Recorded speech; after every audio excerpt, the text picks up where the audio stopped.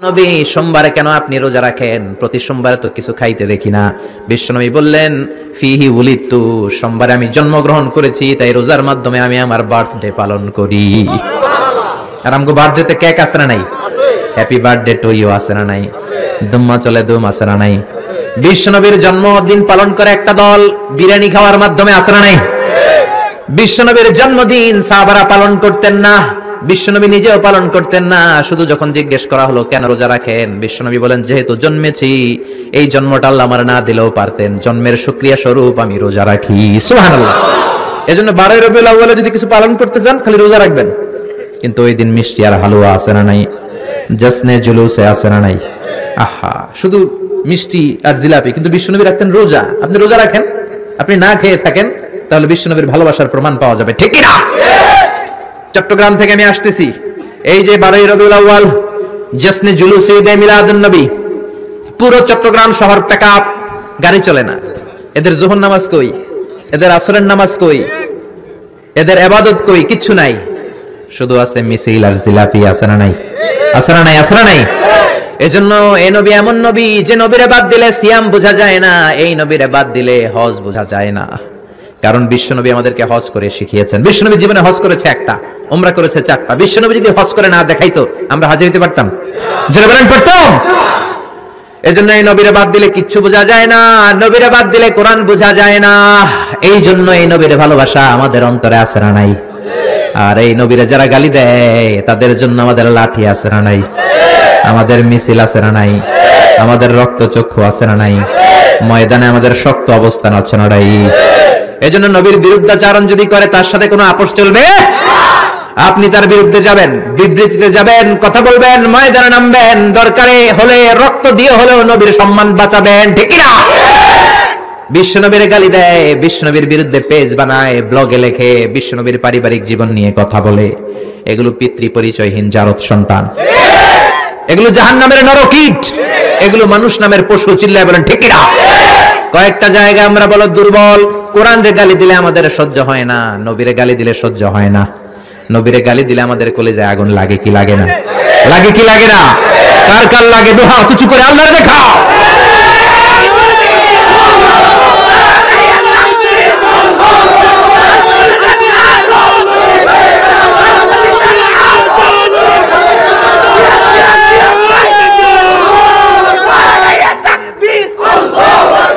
আল্লাহ আমাদের স্লোগানকে কবুল করো।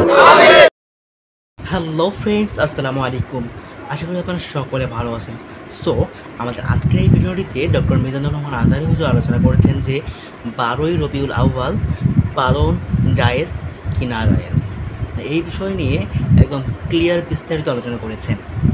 সো আমরা এই ভিডিওটি দেখে একদম আমরা বুঝতে পেরেছি যে অবশ্যই 12 রবিউল আউয়াল পালন জায়েজ, কারণ এই দিনে আমাদের প্রিয় হযরত মুহাম্মদ সাল্লাল্লাহু আলাইহি ওয়াসাল্লাম জন্মগ্রহণ করেছেন।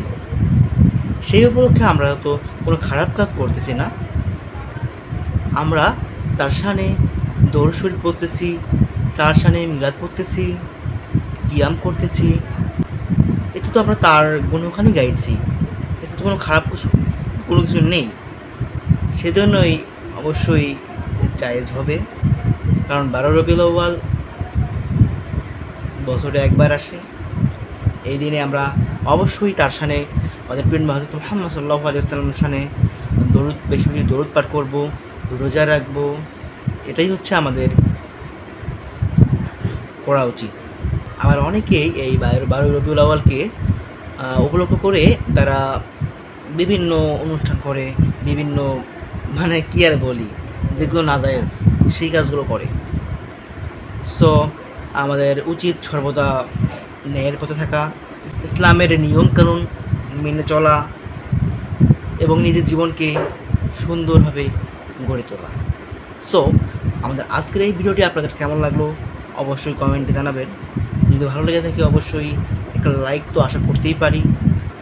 আর এরকমই নিত্য নতুন ডক্টর মিজানুর রহমান আজহারী হুজুরের আলোচনা পেতে অবশ্যই আলোর দিশা ইউটিউব চ্যানেলটি সাবস্ক্রাইব করবেন এবং পাশে থাকা বেল নোটিফিকেশনটি অল সেট করে দেবেন, তাহলে সবার আগে আপনি আমার ভিডিওটি পেয়ে যাবেন।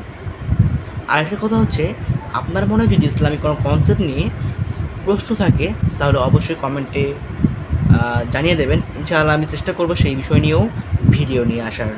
সো দেখা হচ্ছে পরবর্তী ভিডিওতে, সেই পর্যন্ত আমাদের চ্যানেলের পাশেই থাকুন। আল্লাহ হাফেজ।